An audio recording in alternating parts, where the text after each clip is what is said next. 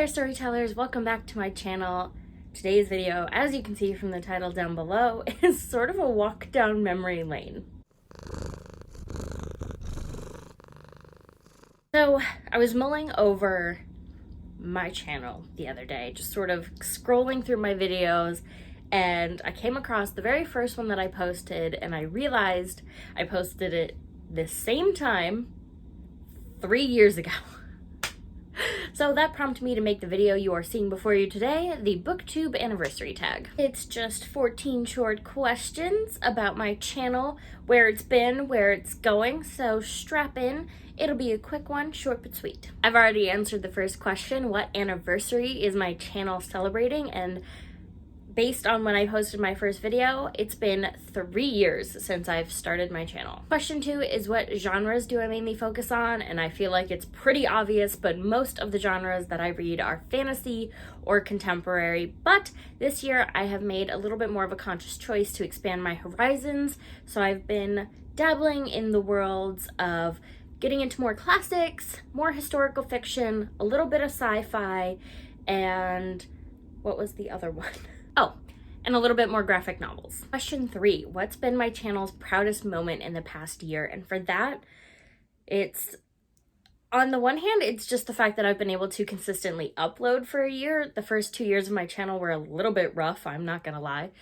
So this has been the first year that I've been pretty consistent about posting videos, but my proudest moment probably has to be my meeting my Damon, however you want to pronounce it, the sort of Golden Compass inspired video that I did, where I sort of explored that app and got to meet my personal Damon as per the lore of that series, but his Dark Materials, that's what it was. I couldn't think of the name of the series, but that video did well in terms of views, but that wasn't what I was looking at. I'm judging it as my proudest moment because it was one of the videos where I got a decent amount of comments from people I didn't know, and I was able to really start to interact with the booktube community a little bit more, and that was really exciting for me because that was what I was aiming for.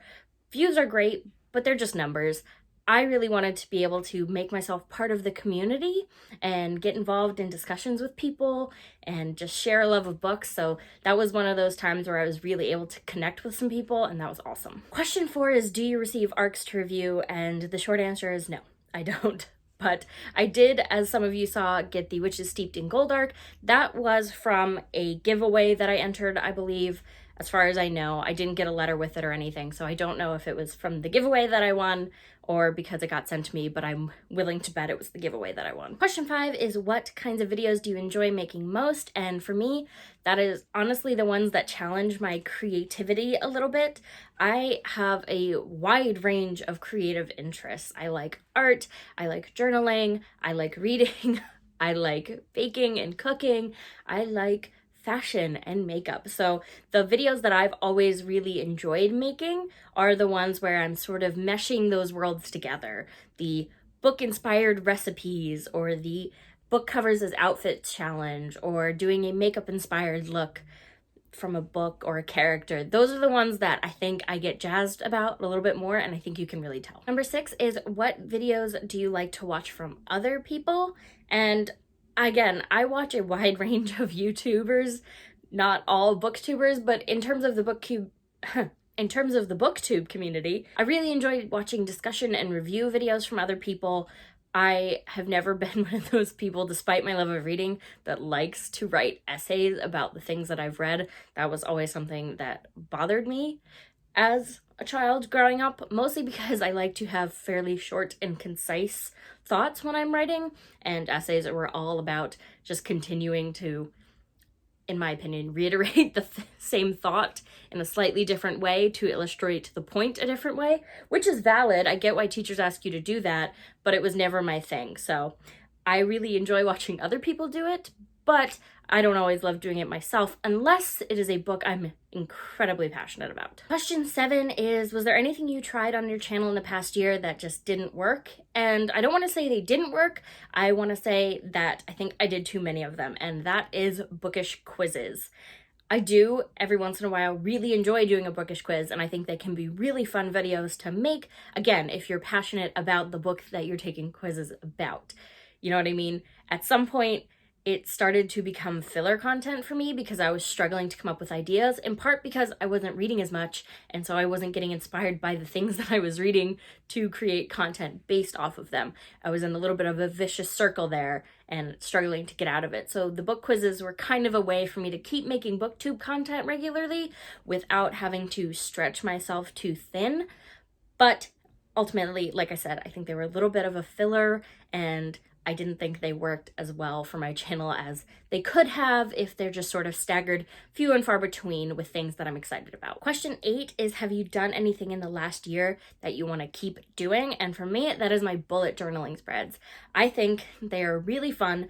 They're related to my reading because often I'm writing my TBR down in those bullet journaling spreads, and they allow me to express that creative writer side of myself while still tying in the reading aspect. And especially the one that I did that was Tolkien inspired, that one I had a blast with. It took forever, which is why I haven't done another deep dive bookish inspired one just yet. But I want to keep doing them, and I do want to do more bookish inspired ones, or rather book inspired ones. They're all kind of always a little bit bookish, but I want to do ones more inspired by specific stories. Question 9 is there anything more that you plan to do more of this year? And for me, I would like to do a little bit more of my review / 5x5 videos. If you recall, I haven't done too many, but my 5x5s are 5 things I liked about a story and 5 things I didn't. It keeps the review process a little bit shorter, a little bit sweeter. It allows me to kind of get my thoughts concise without having to do a long, often rambling review in my case. And I am working on doing more longer form reviews because I do have thoughts about things that I read and I want to talk about them more, but often that requires a little bit more planning than I give myself. So I'm working on thinking of things ahead of time, planning out my videos, my intentions for them, getting my thoughts down, and getting them to you guys. But yeah, doing more reviews and 5x5s than I have in the past is definitely a goal of mine. Question 10 is there anything new you plan to add to your channel this year? And while I can't think of any particular types of videos that I want to add, overall, I think I want to add more confidence and passion. I tend to second guess the thoughts that I'm sharing with the world, and I tend to pick things like the bookish quizzes that I'm not always totally passionate about, but are easy to make. And I think that is a detriment to my content overall, and I don't want that. I want to be putting out thoughts that I'm confident in and videos that I'm passionate about. So that's what I want to bring to my channel this year. I touched on question 11 a little bit already, and that is, what challenges do you face with your channel? And for me, like I said, that is sticking to my schedule, sort of planning ahead what videos I'm going to make and what I need to make them as good as they can be. And in relation to that, coming up with content ideas. I do struggle there because as much as I love reading, I have neglected it over the past few years. And I went from not reading at all pretty much to trying to get back into reading. And I used to read a lot more when I was younger, and I think I make myself feel bad by not being able to read at the level that I did. But I didn't have work and a life to maintain. You know, when I was younger, my parents maintained a lot of my life. And so I had the luxury of having free time to read. I did work as a teenager, but not nearly as often, obviously. And school is 8 hours, but for whatever reason, it doesn't seem to take up the same amount of 8 hours that being at work does. I don't know why. It just doesn't. So for me, I think I need to work on not beating myself up about not always having stellar, new, out there ideas, and just make things that I'm passionate about, even if they don't seem wildly original. That way I'm giving you guys and myself the content that I'm excited to be making. Question 12 is super easy. It's, what equipment do you use for filming your videos? And mine is not much. I have a ring light tripod combo that I found on Amazon. It came with this handy dandy little remote, which I appreciate because it makes filming clips for videos much easier. I don't have to keep reaching over to stop the camera. The ring light changes to a few different brightnesses and tones. So if you're interested in that, I will link it down in the description below. For filming, in terms of camera, I use my iPhone. I can't afford a fancy camera, so I use what I have. I usually plug it in with my phone charger because otherwise it would die, because like I said, I tend to ramble like I am right now. And for editing, I just use iMovie on my MacBook because that's what it came with, and I can't afford the $100 editing software that some people can. If you can, that's awesome. If you can't, don't let it discourage you.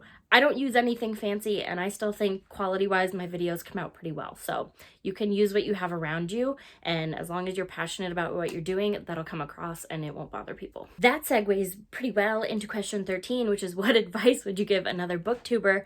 And I think I've said a few pieces of advice pretty well. Make content you're passionate about. Don't let equipment or thinking you don't have enough books or the right kinds of books or the right kinds of ideas stop you. Just do what makes you excited, and pretty soon you will have people who are interested in watching your videos because people like to watch people who are passionate. If you look bored by what you're doing, people don't care. So just be yourself, be passionate, and don't be too hard on yourself. I know I am preaching to the choir here. I'm not even practicing what I preach half the time, but if you can help it, just step back and let yourself know that it's okay to make mistakes. It's okay to have a video that flops. It's okay to get lucky and have a video that does great and then have a sort of quiet spell for a while. My channel is full of those videos where I have one that, for whatever reason, has a huge uptick in views from the rest of my content, and it just is what it is. You can't predict what's going to work all of the time. Sometimes you'll guess and get it right, and sometimes you won't. But just embrace the ups and downs of life and booktube, and you will be fine, I promise. And last but not least, question 14, what is the best part of having a booktube channel? And for me, it is really feeling like I'm part of a discussion and community that I've always wanted to be part of. It wasn't until my older years, I mean, just a couple years ago, that I met people who are just as sort of quote-unquote nerdy and excited about books in real life, that they like to geek out with me and talk about it and freak out over characters and dramatic moments. You know, I had people who liked to read in my life, but they didn't geek out over it the way I tend to. So it wasn't until I got older that I found those people in my day-to-day existence. But being a part of BookTube allows you to connect with those people, and I will be forever grateful for that. But that is it for this video. If you enjoyed it, let me know by leaving a like down below. And if you have any questions for me about my channel or the future of it, or anything else that you want to ask me about my bookish life, let me know down in the comments below. I will check those out and I will do my best to answer everyone. But for now, I'm going to go. If you want to keep up with me and all of my bookish adventures, you can go ahead and click the subscribe button, and I highly recommend that you ring the little bell so that you don't miss a beat. Next week's video is going to be my May wrap-up, so be on the lookout for that. But yeah, that's it. 3 years and counting on BookTube. I'll see you guys on the next one. I post videos every Friday. Bye!